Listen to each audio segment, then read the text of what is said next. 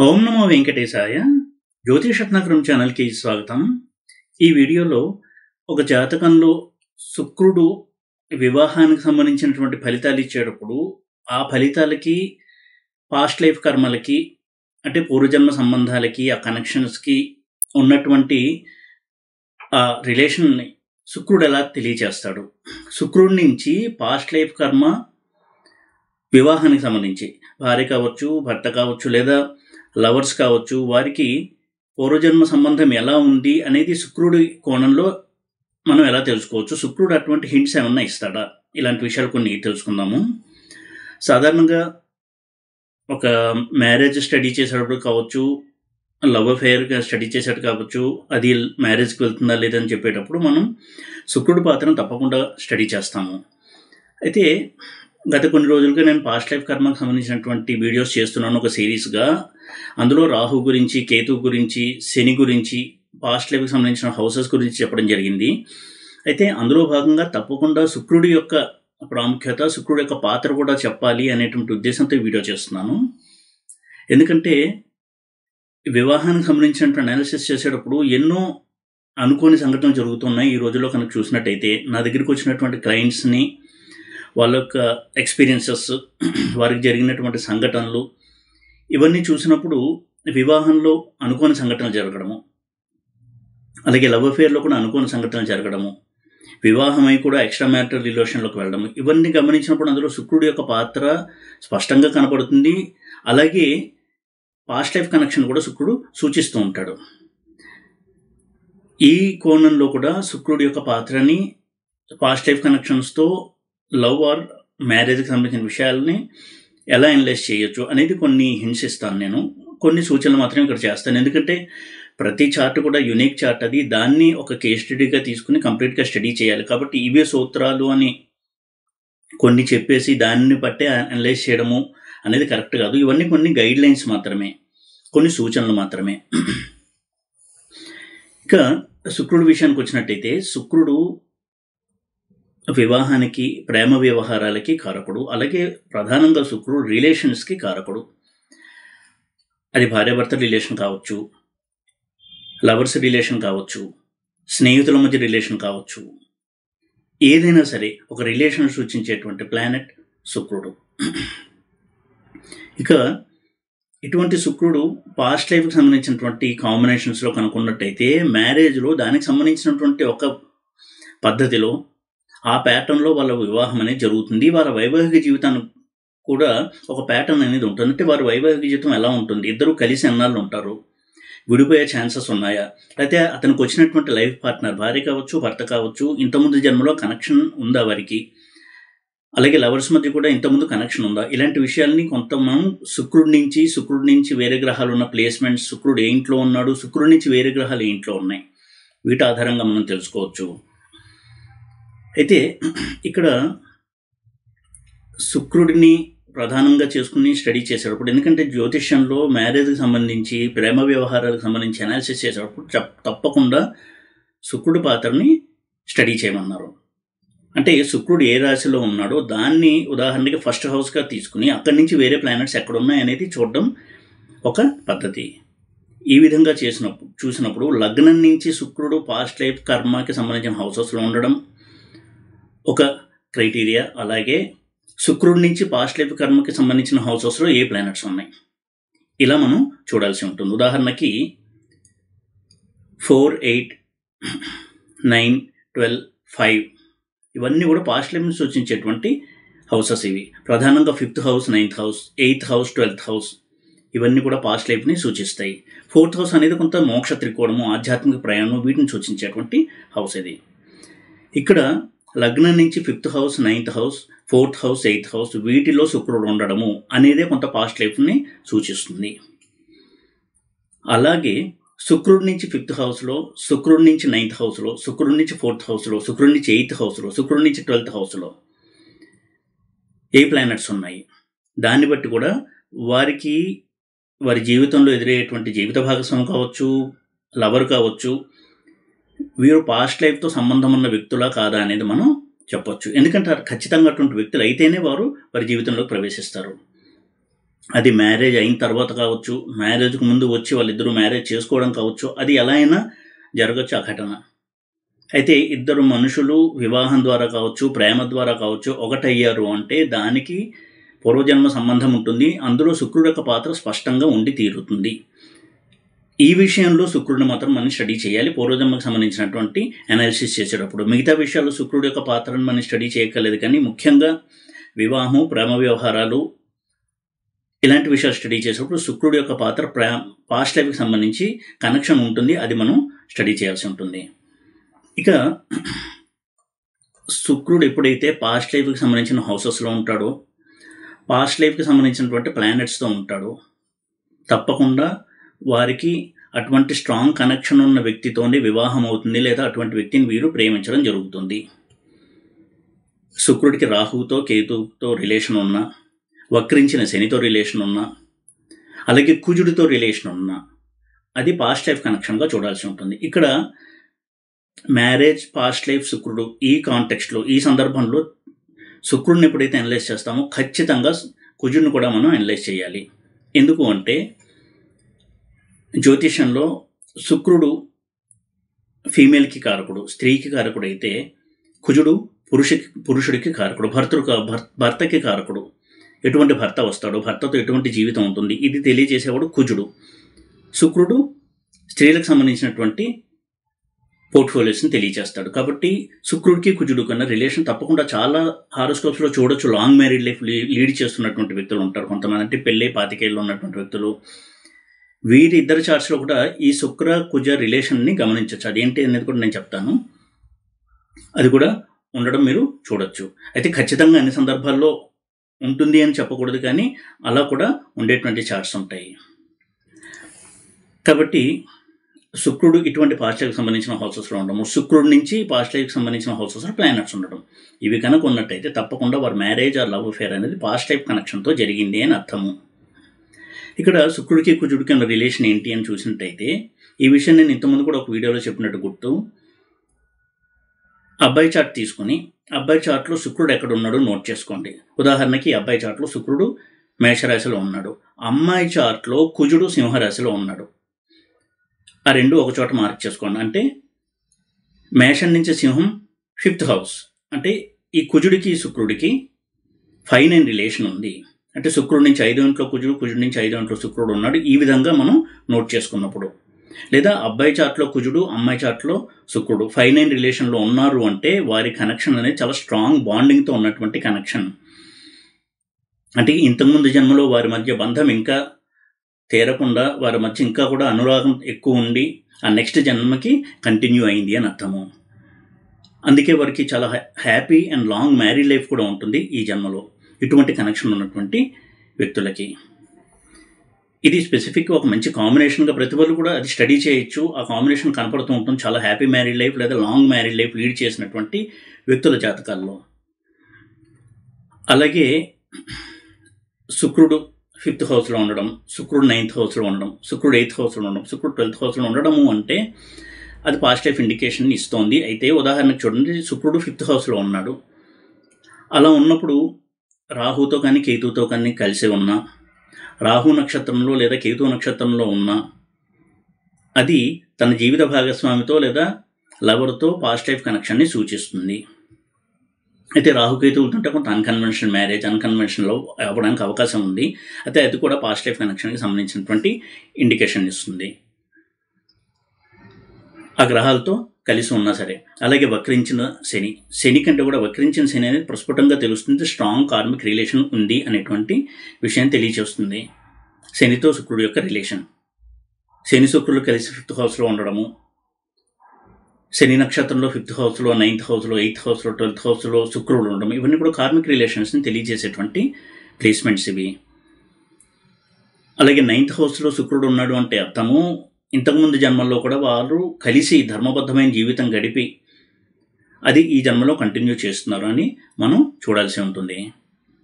అలాగే 8th హౌస్లో ఉన్నటువంటి శుక్రుడు కూడా ఇంతకుముందు ఉన్న జన్మల్లో వారిద్దరి మధ్య కూడా కొంత తీరని రుణం ఉండడము, దానివల్ల ఈ జన్మలో వారు ఒకటవ్వడము. అయితే ఆ రిలేషన్లో చాలా ఘర్షణ అనేది ఇన్వాల్వ్ అయి ఉంటుంది.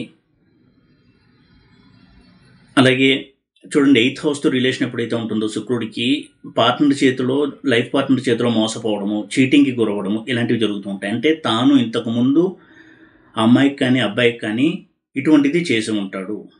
అంటే ఒక అబ్బాయి అమ్మాయిని ఇంతకుముందు పాస్ట్ లైఫ్లో చీట్ చేసి ఉండడం, మోసం చేసి ఉండడము, అది జరగడం వల్ల అదే బంధం ఇప్పుడు కంటిన్యూ అవుతుంది. భార్య చేతిలో ఇతను మోసపోవడం జరుగుతుంది.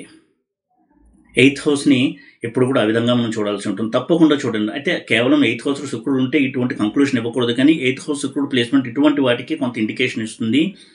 మిగతా కాంబినేషన్స్ కూడా దాన్ని సపోర్ట్ చేస్తూ శుక్రుడు యొక్క మహాదశ కనుక వచ్చిందంటే ఖచ్చితంగా చూడండి, వారు భార్య చేతిలో మోసపోవడము, ఏదో ఆశించి భార్య తన దగ్గరికి రావడము, లేదా భర్త ఉండగానే తన భార్య వేరే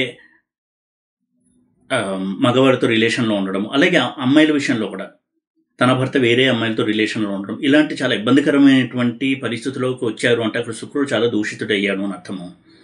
అటువంటి సందర్భంలో శుక్రుడు 8th హౌస్లో వక్రించి ఉండడం అనేది కూడా మనం గమనించవచ్చు. లేదా శుక్రుడు రాహువు లేదా కేతు నక్షత్రంలో ఉండడము, ఇవన్నీ కూడా ఇండికేషన్స్ని ఇస్తూ ఉంటాయి. అలాగే 12th హౌస్లో శుక్రుడు ఉన్నాడు అంటే ఇంతకుముందు లైఫ్లో కూడా వారిద్దరి మధ్య కొంత బంధం ఉండి అది తీరిపోలేదు, కొంత రుణం అనేది ఉంది ఇద్దరి మధ్య కూడా. అది తీర్చుకోవడానికే ఈ జన్మలో వారు ఒకటయ్యారు. 12th హౌస్లో శుక్రుడు అంటే తీరని రుణాన్ని సూచించేటువంటి హౌస్ అది. అంతేకాకుండా ముఖ్యంగా పురుషులకు కనుక అలా ఉన్నట్టయితే చాలామంది స్త్రీలతో పరిచయం ఉంటుంది. 12th హౌస్లో వీనస్ ఉన్నాడు అంటే దాని అర్థము వారికి ఇంతకుముందు పాస్ట్ లైఫ్స్లో ఒక జన్మే కాదు అక్కడ అర్థము, చాలా జన్మల్లో ఎంతోమంది స్త్రీలతో ఉన్న పరిచయాలు ఈ జన్మలో కంటిన్యూ అవుతాయి. కొన్నాళ్ళు వచ్చిపోతుంటారు వారి యొక్క లైఫ్లో. అయితే వ్యయస్థానం కాబట్టి 12th హౌస్, దానివల్ల వారికి దుఃఖం మిగులుతుంది. ఎక్స్ట్రా మ్యారిటల్ అఫైర్లోకి వెళ్తారు, మళ్ళీ దానివల్ల బాధపడతారు. ఈ విధమైనటువంటి ఫలితాలను ఇస్తాడు శుక్రుడు. ఇక శుక్రుడి నుంచి 5th హౌస్లో ప్లానెట్స్ ఉన్నాయంటే అర్థము వారిద్దరి మధ్య కూడా చాలా స్ట్రాంగ్ బాండింగ్ ఉంది. పాస్ట్ లైఫ్లో కూడా ఇద్దరు కలిసి ఉన్నారు, ఒకరినొకరు ఇష్టపడడం జరిగింది. ఏ ప్లానెట్ ఉన్నాడు 5th హౌస్లో 9th హౌస్లో ఇలాంటి హౌసెస్లో శుక్రుడి నుంచి అనేదాన్ని బట్టి ఎటువంటి రిలేషన్ అనేది మనం చెప్పాల్సి ఉంటుంది. ఉదాహరణకి శుక్రుడి నుంచి 9th హౌస్లో చంద్రుడు ఉన్నాడు, ఎమోషనల్ బాండింగ్ ఎక్కువ ఉంది ఇద్దరి మధ్య. కుజుడు ఉన్నాడు, ఇద్దరి మధ్య కూడా ఘర్షణ వైఖరి ఎక్కువ ఉండేది. అది కంటిన్యూ అయ్యి ఈ లైఫ్లో కూడా వారు దగ్గరయ్యారు. బుధుడు ఉన్నాడు, ఇద్దరి మధ్య కూడా కొంత క్యాలిక్యులేషన్స్, ఒక స్వార్థ చింతన, ఏదో ఒక ప్రయోజనంతో ఇద్దరు దగ్గర అవ్వడము, అది ఇప్పుడు కంటిన్యూ అవుతూ ఉంటుంది. గురువు ఉన్నాడు, నాలెడ్జబుల్ స్పౌస్ ఉంటుంది, ఇద్దరి మధ్య అండర్స్టాండింగ్ లెవెల్స్ బాగుంటాయి, ఒకరినొకరిని అర్థం చేసుకోవడం, ఇటువంటి ఒక బంధం కంటిన్యూ అవుతుంది. శని ఉన్నాడు, ఇద్దరి మధ్య కూడా కొంత మిస్అండర్స్టాండింగ్స్ ఉండడము, అలాగే లైఫ్ పార్ట్నర్ కొంత అనారోగ్యంతో ఉండడము, లైఫ్ పార్ట్నర్కి కొంత లో కాన్ఫిడెన్స్, ఇన్ఫీరియారిటీ కాంప్లెక్స్ ఉండడము, ఇలాంటివి కూడా సూచిస్తుంది. రాహు ఉన్నాడు, ఇంతకుముందు లైఫ్లో ఇప్పుడు ఉన్నటువంటి లైఫ్ పార్ట్నర్ ఇంతకుముందు లైఫ్లో కొంత గ్రీడీగా ఉండడం, ఎక్కువ ఆశగా కలిగి ఉండడము, తాపత్రయాలు ఎక్కువ ఉన్నటువంటి వ్యక్తి అయి ఉండడము, జీవితంలో ఏదో సాధించాలి అనుకుంటే తపన ఉన్నటువంటి వ్యక్తులు ఉండడము, ఇటువంటి కాంబినేషన్స్ని సూచిస్తుంది. కేతువు ఉన్నాడు, ఇద్దరి మధ్య కూడా ఘర్షణ ఎక్కువ చోటు చేసుకుంది, ఘర్షణ వైఖరి ఎక్కువ ఉంది, ఇటువంటి పార్ట్నర్ వాళ్ళకి కంటిన్యూ అవుతుంది ఈ లైఫ్లో. అలాగే 5th హౌస్లో ప్లానెట్స్ అంటే శుక్రుడి నుంచి 5th హౌస్లో ఉన్న ప్లానెట్స్, శుక్రుడి నుంచి 8th హౌస్లో ఉన్న ప్లానెట్స్, శుక్రుడి నుంచి 12th హౌస్లో ఉన్న ప్లానెట్స్, ఇవన్నీ కూడా పాస్ట్ లైఫ్ కనెక్షన్స్ని సూచిస్తాయి. ఉదాహరణకి శుక్రుడి నుంచి 8th హౌస్లో ఉన్న ప్లానెట్స్ ఎప్పుడు కూడా ఇంతకుముందు ఉండేటువంటి జన్మలో సీక్రెట్ అఫైర్స్ని సూచిస్తాయి. ఈ జన్మలో కూడా వారి యొక్క లైఫ్ పార్ట్నర్ సీక్రెట్ అఫైర్లో ఇన్వాల్వ్ అయి ఉండడము, మోసం చేయడము, లేదా తాను ఇంకొక అమ్మాయిని ఇంతకుముందు లైఫ్లో పాస్ట్ లైఫ్లో మోసం చేయడము, దానివల్ల ఒక స్త్రీ శాపము, అది ఈ జన్మలో కంటిన్యూ అవ్వడం. వారికి వివాహ సౌఖ్యం అనేది ఉండదు, ఎప్పుడు కూడా జీవితంలో భార్య తనను అర్థం చేసుకోకుండా ఉండడము, తనకి ఆ వెలితి ఎప్పుడు ఫీల్ అవుతూ ఉండడము, ఇటువంటి చాలా ఎమోషనల్ డిస్టర్బెన్స్ని అనుభవిస్తారు. 8th హౌస్లో ప్లానెట్స్ ఉన్నట్టయితే, ముఖ్యంగా మ్యాలిఫిక్ ప్లానెట్స్, పాపగ్రహాలు శుక్రుడి నుంచి 8వ ఇంట్లో కనుక ఉన్నట్టయితే, శుక్రుడి నుంచి 8వ ఇంట్లో చంద్రుడు వంటి ప్లానెట్స్ ఉండడం మంచిది. అలా కాకుండా శుక్రుడి నుంచి 8వ ఇంట్లో కుజుడు ఉండడము, శని ఉండడం, ఇవన్నీ కూడా కొంత పాస్ట్ లైఫ్ కర్స్ అంటే పూర్వజన్మలో శాపం అనేది తెలియజేస్తుంది. ముఖ్యంగా స్త్రీ శాపాన్ని తెలియజేస్తుంది. అలాగే శుక్రుడి 12th హౌస్లో ఉన్నప్పుడు కూడా రుణం ఇంకా తీరలేదు, వారికి ఏదో ఒక బాకీ ఉన్నారు వాళ్ళు. అది ధనం రూపంలో కావచ్చు, ప్రాపర్టీ రూపంలో కావచ్చు, వారి బంధం రూపంలో కావచ్చు. వీరు ఒక స్త్రీని వదిలేశారు కొన్నాళ్ళు కలిసి జీవించిన తర్వాత. అయితే ఆవిడ మాత్రము ఈ వ్యక్తి కావాలి అని చాలా జీవించినంతకాలం తాపత్రయపడుతూనే ఉంది. అటువంటిప్పుడు వీరికి శుక్రుడికి 12th హౌస్లో ఉన్న ప్లానెట్స్ స్ట్రాంగ్గా ఉన్నప్పుడు ఆ వ్యక్తి పరిచయం అవుతారు. వారితో ఆ బంధం అనేది కంటిన్యూ అవుతుంది. ఆ వ్యక్తి పట్ల, భార్య పట్ల కావచ్చు, ఇష్టం లేకపోయినప్పటికీ కూడా జీవితాంతం కూడా ఇద్దరు కలిసి ఉంటారు. ఇలా కొన్ని ఇండికేషన్స్ అనేది ఇస్తాయి ప్లానెట్స్ జాతకంలో. ఏ సబ్జెక్ట్కి సంబంధించిన విషయాలు అనలైజ్ చేసినా, వివాహమే కాదు కెరీర్ కావచ్చు, ఏ పోర్ట్ఫోలియోకి సంబంధించిన అనాలిసిస్ చేసినా దానికి పాస్ట్ లైఫ్ కర్మ ఇండికేషన్స్ అనేవి ఇస్తాయి. కొన్ని ప్లానెట్స్ స్పెసిఫిక్ కాంబినేషన్స్ మనం చూసినప్పుడు. యాక్చువల్గా ఆస్ట్రాలజీని ఈ దృష్టికోణంలో చూడడం అనేది చాలా మంచిది. ఎప్పుడు కూడా ఆస్ట్రాలజీలో ప్లానెట్స్ మనకి ఏం చెప్తున్నాయి అనేది చాలా ముఖ్యము. ఈ రోజుల్లో ఆస్ట్రాలజీ అంటే మనకి ఏదైనా కష్టం వస్తే, లేదా ఉదాహరణకు మనకి ఏదైనా రోగం వస్తే ఒక డాక్టర్ దగ్గరికి వెళ్తే మందిస్తే ఎలా తగ్గిపోతుందో, అలా కష్టం వస్తే ఆస్ట్రాలజీ దగ్గరికి వెళ్తే ఆయన రెమెడీ ఇస్తాడు, అది పాటించేస్తే కష్టం వదిలిపోతుంది. ఇటువంటి ఒక దృష్టికోణంతో ఆస్ట్రాలజీని ప్రమోట్ చేయడం కూడా కరెక్ట్ కాదు. అది ఆస్ట్రాలజీ యొక్క వన్ ఆఫ్ ది బెనిఫిట్స్, ఒక ప్రయోజనం మాత్రమే. అంతే తప్ప ఇదే ఆస్ట్రాలజీ అనుకోవడం పొరపాటు. తనకు కష్టం వచ్చింది అంటే ఆ కష్టానికి కారణం ఆ జాతకుడే. ఏ విధంగా జాతకుడు, నేను ఇప్పుడు బాగానే చేస్తున్నాను, నేను ఇప్పుడు మంచిగానే ఉన్నాను, ఎవరికి ద్రోహం చేయలేదు, నాకు ఎందుకు కష్టం వచ్చింది అంటే ఆ కష్టం ఇప్పుడు నువ్వు చేస్తున్న పని వల్ల కాదు, ఇంతకుముందు నువ్వు చేసిన పని వల్ల వచ్చింది. అది ఎలా తెలుస్తుంది అంటే నీ హారోస్కోప్ చూడు. హారోస్కోప్ చెప్తుంది నీ పాస్ట్ లైఫ్లో నువ్వు ఎలాంటి జీవితం గడిపావు. అయితే అది చూడడానికి ప్రాక్టీస్ చాలా అవసరము. గురువుల దగ్గర శ్రద్ధగా నేర్చుకుని వాళ్ళు కూడా చాలా సాధన చేసి వాళ్ళ ఎక్స్పీరియన్స్తో ఈ నాలెడ్జ్ని పెంచుకుంటూ ఉండాలి. అప్పుడు ప్రతి జాతకుడికి కూడా, ప్రతి వ్యక్తికి కూడా తనలో తప్పులేంటి తెలుసుకుని తనను తాను ఇంకా మెరుగుపరుచుకోవడానికి హెల్ప్ చేస్తుంది ఆస్ట్రాలజీ. అంతేకాని ఒక కష్టం వచ్చినప్పుడు ఆ కష్టానికి కారణం ఎదుటివారు, తన భార్య, లేకపోతే తన తల్లిదండ్రులు, తన బ్రదర్సో అని నిందించకుండా ఆ కష్టానికి కారణం తనే. ఎందుకంటే తనే ఇటువంటి పని ఎవరికో చేశారు, అది తనకి రిటర్న్ వచ్చింది. అలా వచ్చింది అని చెప్తుంది జ్యోతిష్యము. ఇటువంటి ఎరుక కనుక ఉన్నట్టయితే ఎవరూ కూడా పొరపాట్లు చేయడానికి సుముఖంగా ముందుకు రారు. ఈరోజు మనకు అంతా బాగుంది, మనకి అంతా సాగుతోంది అని అన్యాయాలు, అక్రమాలు చేసేసి జీవితంలో పైకి వచ్చిన రిటర్న్ గిఫ్ట్గా మళ్ళీ నెక్స్ట్ బర్త్లో మనకు వచ్చి తీరుతుంది. ఇది కర్మ సిద్ధాంతం. ఈ కర్మ సిద్ధాంతాన్ని ప్రతిపాదించి దాన్ని ఇంకా ప్రూవ్ చేస్తూ మనకి ఎగ్జాంపుల్స్ ద్వారా చూపిస్తుంది జ్యోతిష్యము. జ్యోతిష్యం ఎప్పుడు కూడా సత్యాన్ని బోధించేటువంటి విద్య, అంతేకాని మన పాపాలని కడిగేసే విద్య కాదు. ఈ విధంగా జ్యోతిష్యాన్ని అసలు చూడకూడదు ఎవరో కూడా. ఇది ఋషులు అందించినటువంటి శాస్త్రం, ఇది వేదాంగం, ఇది వేదంలో భాగం. ఇది ఇటువంటి పవిత్రమైన జ్యోతిష్యాన్ని సత్యాన్ని తెలుసుకోవడానికి వాడాలి తప్ప మన స్వార్థ ప్రయోజనాల కోసం మనం ఎలా అయినా బతికేస్తాం, ఇంతకుముందు ఎలా బతికినా పర్లేదు, ఇప్పుడు ఏదో నా కష్టం వచ్చినా కష్టం పోవాలి, అంతే తప్ప తనలో మార్పు తెచ్చుకోవాలని ఆలోచించినంతకాలం వారి కష్టాన్ని నుంచి విముక్తి అనేది ఉండదు. దుఃఖానుభవమే దోష నివారణ అని చెప్తారు. అంటే ఎన్ని రెమెడీలు చేసినా ఆ దుఃఖం అనుభవిస్తేనే ఆ దోషం అనేది కంప్లీట్గా నల్లిఫై అవుతుంది. అసలు ఇది బెస్ట్ రెమెడీ. ఆ ధైర్యము, ఆ ఓపిక లేకే షార్ట్ కట్స్ వెంట పడుతుంటాం. అంటే రెమెడీస్ ఏమన్నా ఉన్నాయా, ఆ గుళ్ళో వెళ్ళి దీపారాధన చేస్తే బాగుంటుందా, లేకపోతే ఒక నదిలో వెళ్ళి మునిగొచ్చేస్తే నా పాపాలు పోతాయా? ఇలా పాపాలు పోవు. పాపాలు పోవడం వేరు, ప్రారంధం పోవడం వేరు. ఈ రెండింటికి చాలా తేడా ఉంది. అంటే ఎక్కువ నిడివి అవుతుంది అని అనుకోకపోతే కొంత క్లుప్తంగానే చెప్తాను. ఈ క్లారిఫికేషన్ కూడా ఈ సందర్భం వచ్చింది కాబట్టి. పాపం అంటే ఏంటి, ప్రారంధం అంటే ఏంటి? పాపము అంటే ఉదాహరణకు ఒక వ్యక్తి ఉన్నాడు, ఒకరోజు పొద్దున్నే లేచారు, చాలా మంచి మూడ్లో ఉన్నాడు. తన ఫ్రెండో లేకపోతే ఇంకొక వ్యక్తి వచ్చారు ఇంటికి, ఇద్దరి మధ్య ఒక టాపిక్ మీద డిస్కషన్ స్టార్ట్ అయింది. ఇతను అగ్రెసివ్ అయిపోయాడు, లేచాడు, పరుషంగా మాట్లాడాడు, దూషించేశాడు. ఆ తర్వాత తన కుటుంబ సభ్యులతో చెప్తున్నాడు, యాక్చువల్గా నేను చాలా కామ్గా ఉన్నాను, వాడు ఆ మాట అన్నాడు కాబట్టి నేను రెచ్చిపోయాను. అంటే నీలో ఆ దుర్గుణము, అగ్రెసివ్నెస్ అనేది ఉంది హిడన్గా, అది పైకి వచ్చింది. అలా మనలో ఎన్నో దుర్గుణాలు దాగి ఉంటాయి, అవసరం వచ్చినప్పుడు పైకి వస్తుంటాయి. వాటిని పాపాలు అన్నారు. ఆ దుర్గుణాలు పోగొట్టుకోవడానికి ఏం చేయాలి?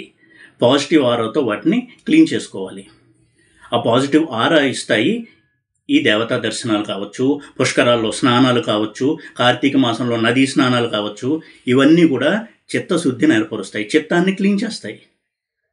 అది క్లీన్ అయిపోతే ఇంకా బాగుంటుంది కదా, ఇంక మళ్ళీ రావా అంటే మనసు రాగి చెంబు లాంటిది. క్లీన్ చేస్తే మళ్ళీ మన్నాటికి అది కెలంపట్టి కొంచెం రంగు మారుతుంది. అందుకే ఎప్పుడు దేవతారాధన చేయండి. ఎప్పుడు పర్వదినాలు వచ్చినా దానికి సంబంధించిన పూజలు చేసుకుంటూ ఉండండి. దానివల్ల చిత్తశుద్ధి ఏర్పడుతుంది. చెడు పనులు చెయ్యాలి అనేటువంటి ఆలోచన మారుతుంది. ఇది మన శాస్త్రం చెప్పింది. వాటినే పాపాలు పోవడం అన్నారు. అంతే తప్ప ఒక పని చేసేసి ఆ కర్మను మూట కట్టుకున్న తర్వాత అది ప్రారంభంగా ఉంటుంది, అది క్లీన్ అవ్వదు. ఈ దృష్టితో ఏ పూజలు చేయకూడదు. కార్తీక మాసం అనేది దేవతా ప్రీతికరమైన మాసం. ఇది సూర్యభగవానుడికి ఇష్టమైన మాసం ఇది. ఎందుకంటే కృత్తికా నక్షత్రం పౌర్ణమిగా ఉన్నటువంటి రోజు కార్తీక మాసం. కృత్తిక అనేది అగ్ని నక్షత్రం, అది సూర్యభగవానుడి నక్షత్రము.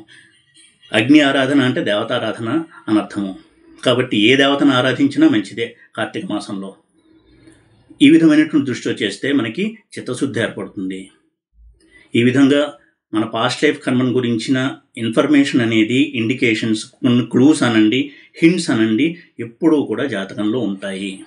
అవి గుర్తించి తనకు ఒక కష్టం వచ్చిందంటే తనే దానికి బాధ్యుడు అనేటువంటి ఒక సత్యాన్ని అంగీకరించడం చాలా ముఖ్యము. యాక్సెప్ట్ చెయ్యాలి. అది చాలా రిలీఫ్ ఇస్తుంది.